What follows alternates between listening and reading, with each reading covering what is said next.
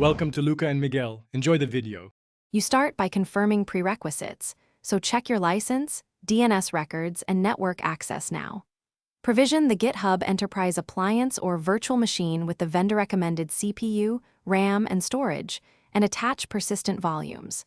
Generate TLS certificates and SSH key pairs, create the initial admin account, and store credentials in a secure vault.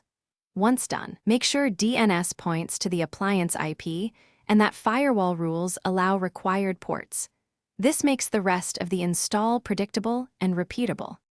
Now you install and configure core services. Run the installer wizard, upload your TLS certificate, set the fully qualified hostname, and enable HTTPS and SSH endpoints so users can clone and push.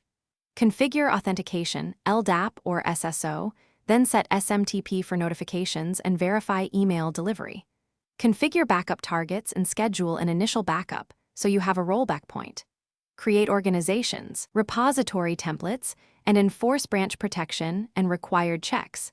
This ensures teams follow policies from the start. Finish by running full end-to-end tests.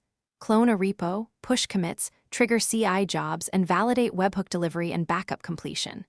Enable monitoring and centralized logging, and configure alerts and maintenance windows to minimize disruption during upgrades. Once validated, onboard teams and enforce RBAC and SAML groups. If things go wrong, check appliance logs, network connectivity, TLS certificate validity, and LDAP mappings first. Those catch most issues. If the problem persists, collect logs and escalate to vendor support with your appliance ID. Thanks for watching and please subscribe. It's the best investment you'll ever make.